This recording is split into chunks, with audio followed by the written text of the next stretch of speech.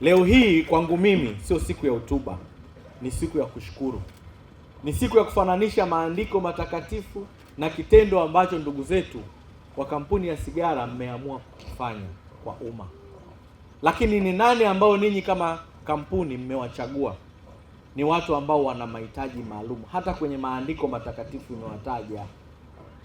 Nendeni mkawafae watu hawa. Tunawashukuruni sana kwa upendo huo ambao mmefanya. Unapoenda kumpa mtu kifaa saidizi ni sawasawa na mtu aliyejenga jengo la ghorofa 15 alafu hajaweka lifti. Amejenga jengo la ghorofa ngapi? 15 alafu hajaweka nini? Lifti. Alafu unategemea mpangaji aende kwenye nyumba ghorofa ya 15 akapange. Utapata mtu? Huwezi kupata mtu. Kwa sababu kila mtu atashindwa kufika ghorofa ya ngapi? Ya 15. Watu wote tutafika ghorofa ya 15 endapo yule mjenzi atakuwa ameweka nini? Lifti. Kwenye ghorofa lile lifti ni kifaa saidizi ambacho kimemsaidia mtu kufika kwenye ile hatua.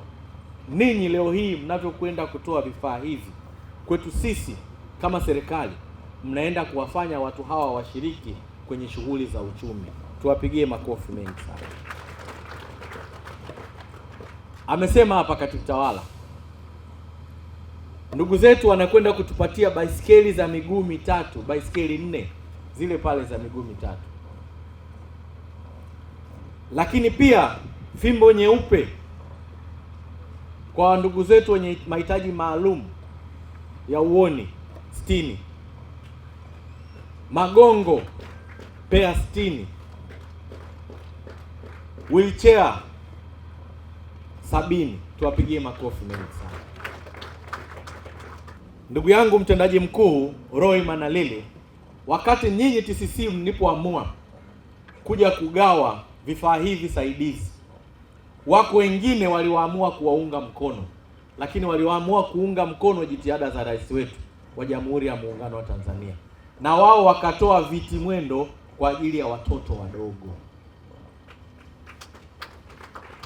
Hivyo leo hii wakati tunawapa wakubwa viti mwendo, tutawapa na watoto viti mwendo ambavyo wengine wamewaunga mkono, wanasema wamejisikia wivu mzuri, si ndio ndugu zangu? Niwaombeni tutakao kwenda kupata viti mwendo hivi, tutakao kwenda kupata vifaa saidizi, twendeni tukavitunze. Lakini twendeni tukawaombee heri ndugu zetu wa TCC kwa kazi kubwa ambao wanaifanya. Waendelee kupata faida, na tuendelee kuwaomba faida watakapopata waendelee kuangalia watu wenye mahitaji maalum.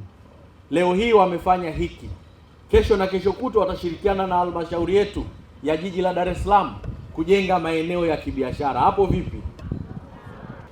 Hivyo tuendelee kuwaombea afya njema, lakini niendelee kuwaombea nanyi pia ndugu zangu afya njema.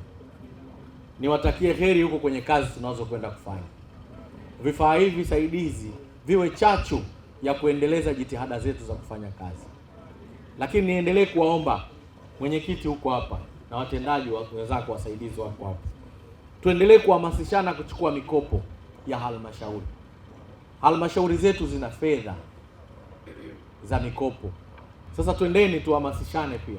Tumepata vifaa saidizi, vifaa hivi vitusaidie na sisi kushiriki shughuli mbalimbali za maendeleo.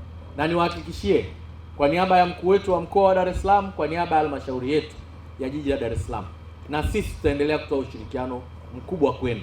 Kwa kupitia uongozi wenu tushirikiane kuhakikisha mnapata mikopo.